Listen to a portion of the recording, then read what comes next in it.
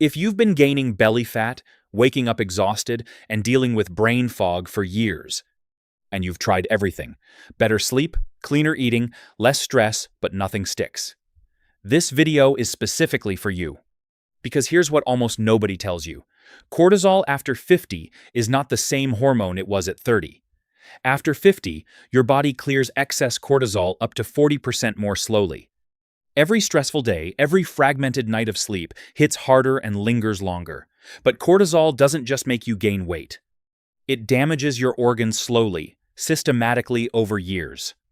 In the next 11 minutes, I'm going to walk you through exactly what that looks like, stage by stage across a full decade, so you can finally understand what's at stake and what to do about it. Here's what changes in your body after 50 that makes cortisol far more destructive. First, your cortisol clearance rate declines. Your liver metabolizes stress hormones more slowly, so elevated cortisol lingers for hours after a trigger. Second, your glucocorticoid receptors in visceral fat become hypersensitive. Cortisol's fat-storing signal gets amplified in the deep abdominal layer, the dangerous kind. And third, your HPA axis loses its natural off switch. In younger adults, a cortisol spike resolves within 90 minutes. After 50, a single stressor can keep it elevated for 3 to 5 hours. Now here's the assumption most people carry into their 50s. They believe cortisol is only a problem when they feel actively stressed. But chronic cortisol doesn't announce itself. You can feel completely calm and still have cortisol running 30% above your baseline. After 50, it responds to poor sleep, blood sugar dips, and hidden inflammation. And its primary target is visceral fat, the fat wrapping your liver, your kidneys, and your heart. So, what does a decade of that look like inside your body?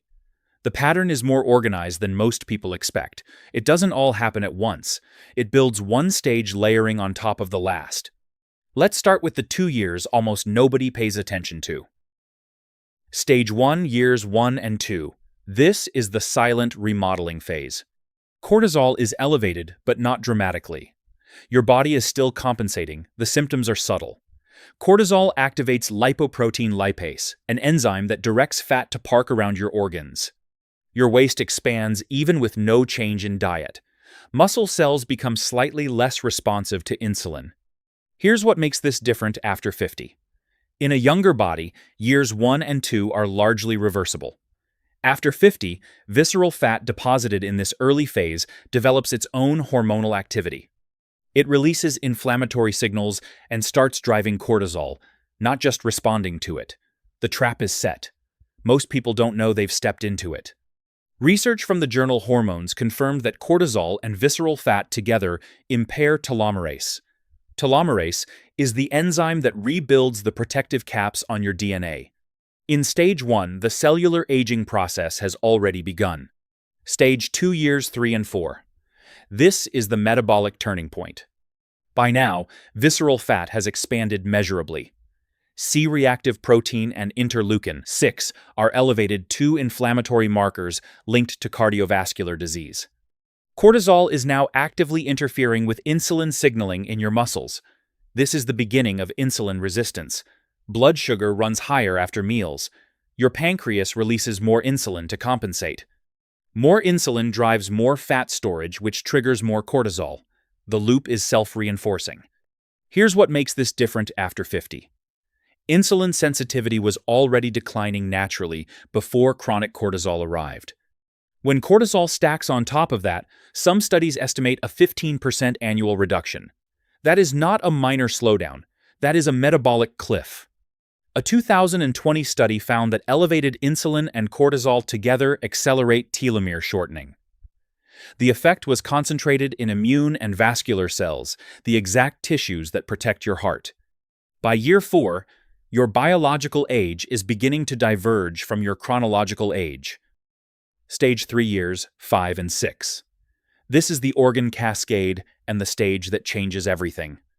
Up to this point, most damage has been metabolic and still partially reversible.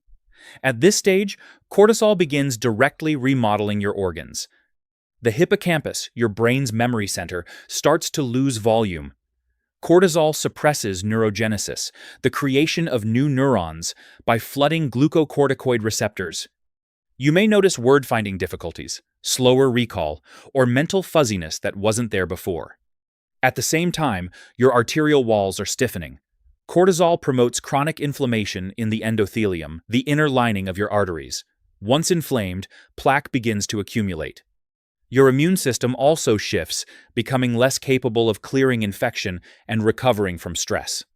Here's what makes this different after 50. When this stage arrives in your mid to late 50s, your brain already has less neuroplasticity. Hippocampal loss correlates with elevated risk of depression and accelerated cognitive decline, and the cardiovascular damage compounds what hormonal decline has already started. A 7-year longitudinal study found that elevated cortisol predicted significant hippocampal volume loss. Researchers found the degree of shrinkage correlated with how long cortisol had been elevated, not just how high. This is Stage 3's defining lesson.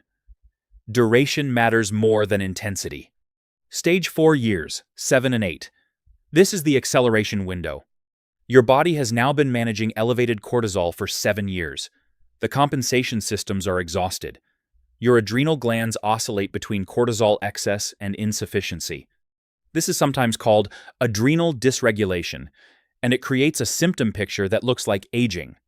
Deep fatigue, afternoon energy crashes, poor sleep despite hours in bed, a persistent feeling of being simultaneously wired and exhausted. Here's what makes this different after 50. By the late 50s, chronic cortisol can accelerate biological aging by 5 to 10 years. Research confirms that cortisol-linked telomerase impairment leads to accelerated cell senescence. Senescent cells stop dividing but release inflammatory signals that damage surrounding tissue. This is the stage where biological and chronological age begin to visibly diverge. Stage 5 years 9 and 10. This is the reckoning. The damage across the previous 8 years is now surfacing as diagnosable conditions. Insulin resistance has often progressed to prediabetes or type 2 diabetes. Cognitive function is measurably below earlier baseline. And cardiovascular risk has compounded year on year. This is the stage with the clearest mortality data. A prospective cohort study followed 861 adults over 65 for 6 years. The third with the highest urinary cortisol had a 5-fold increased risk of cardiovascular death, a 5-fold difference between the highest cortisol group and the lowest. Here's what makes this different after 50. These outcomes cluster in the 65 to 75 window for a reason. They reflect the cumulative biology of a cortisol burden that started in the late 40s. 10 years of chronic cortisol doesn't cause a sudden event. It shifts the odds slowly until the odds no longer favor you. But here's what the research also shows. The body retains remarkable capacity to recover even late in this timeline. Cortisol intervention studies in adults over 60 show measurable improvement in visceral fat and blood pressure. Cognitive markers can improve within 6 to 12 months of consistent cortisol reduction. The damage is real, but it is not sealed. The single most powerful timing shift after 50 is managing your cortisol curve in the first 90 minutes after waking. When you wake, cortisol naturally surges. This is the cortisol awakening response. After 50, that surge extends and plateaus, especially if you check your phone immediately. Delay caffeine by 90 to 120 minutes. Eat a protein-forward breakfast within that window. And get 10 to 20 minutes of natural light outside. Each step supports the HPA axis shutdown that begins failing in stage 1.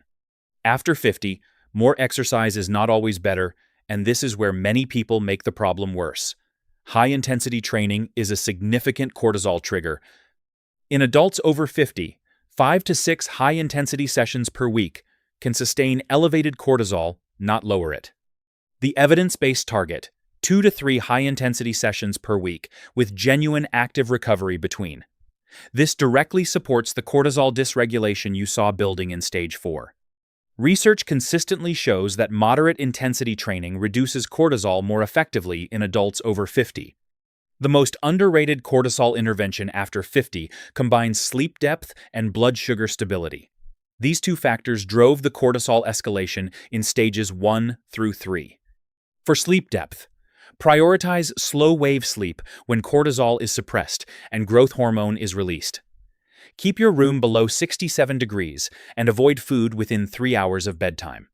For blood sugar, pair carbohydrates with protein and fat at every meal to prevent cortisol spikes between meals. And establish a morning cortisol baseline with a simple blood test so you can track whether your HPA axis is recovering. Here's the bigger picture. The goal is not just losing belly fat or feeling less tired, it's being biologically younger at 70 than peers who never addressed this. The MacArthur study on aging found that stress regulation is a top predictor of healthy aging past 80. Not genetics, not wealth. The ability to manage cortisol load. That separates people who are sharp and mobile at 80 from those who are not. If this timeline surprised you, share it with someone over 50 who needs to hear it. Chronic cortisol is the silent variable most people never factor in until the damage is already visible. Next video. How to read your body's own cortisol signals, no lab work required. I'll see you there.